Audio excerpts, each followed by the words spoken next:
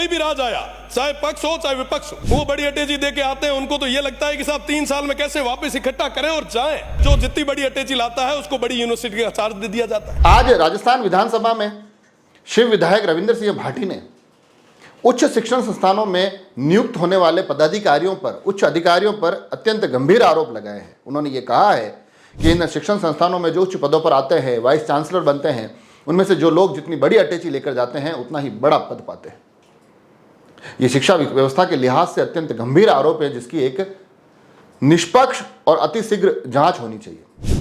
जांच इसलिए भी होनी चाहिए कि अगर ये आरोप झूठे हैं तो कहीं ना कहीं उन उच्च पदों पर बैठे हुए लोगों की छवि धूमिल होती है, उनकी छवि खराब होती है। तो इस कारण से अगर ये आरोप गलत है तो विधायक शिव रविंद्र सिंह भाटी के खिलाफ कार्रवाई होनी चाहिए। परंतु अगर ये आरोप सच है तो ये अत्यंत गंभीर है, क्योंकि शिक्षा व्यवस्था इस देश की नब्ज होती है।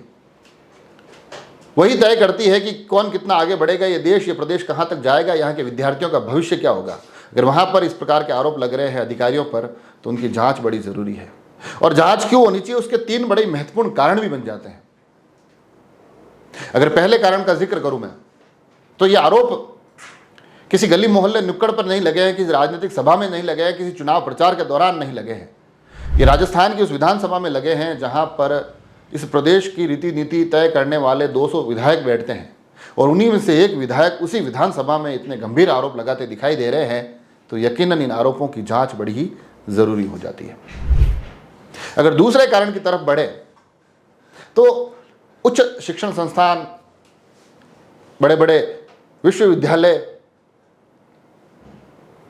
उस तंत्र को रविंद्र सिंह भाटी से बेहतर कोई नहीं जानता है, क्योंकि ये उसी तंत्र से निकल कर आए हैं। छात्र संघ की राजनीति लंबे समय तक की है, वो जानते हैं कि वहाँ पर उन परिसर में किस प्रकार की गतिविधियाँ होती है।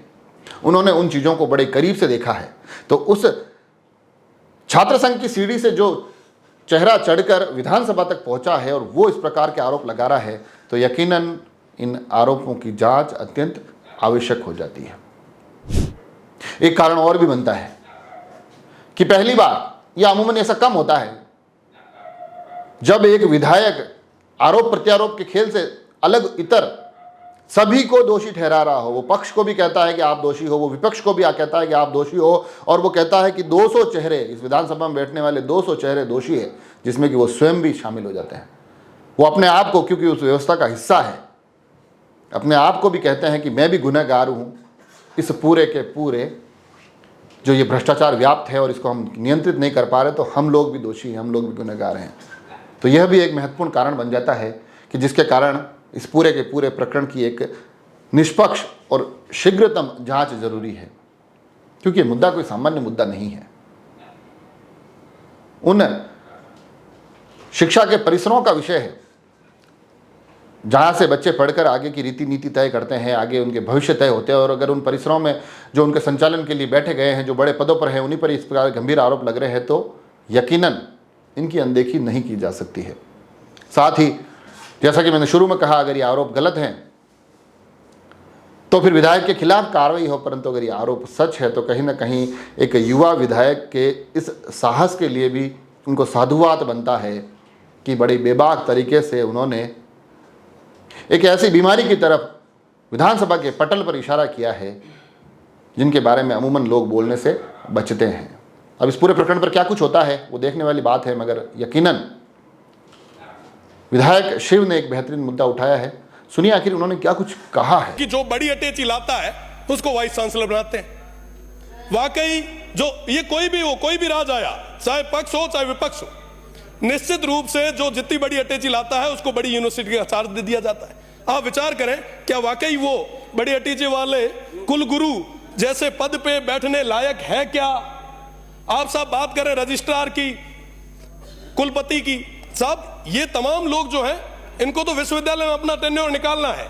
कुलपति का टेन्योर 3 साल का होता है, वो बड़ी अटैची दे के आते हैं। उनको तो ये लगता है कि साहब 3 साल में कैसे वापस इकट्ठा करें और जाएं। साहब इस दौर में सबसे बड़ा नुकसान किसको हो रहा है? हमारे इस प्रदेश को हो रहा है, हमारी आने वाली पीढ़ी को हो रहा है। आखिर उसका गुनहगार कौन है? अगर हमारे युवाओं और हमारी इस शिक्षा नीति को पूरी तरीके से खत्म किया जा रहा है तो इसका गुनहगार कौन? गुनहगार हम लोग, यहां पे बैठे हुए 200 के 200, क्योंकि साहब ये चीज हो रही है, हम देख रहे हैं, पर भी हम चुप बैठे हैं, हम मौन बैठे हैं। आखिर कब तक चलेगा ऐसा?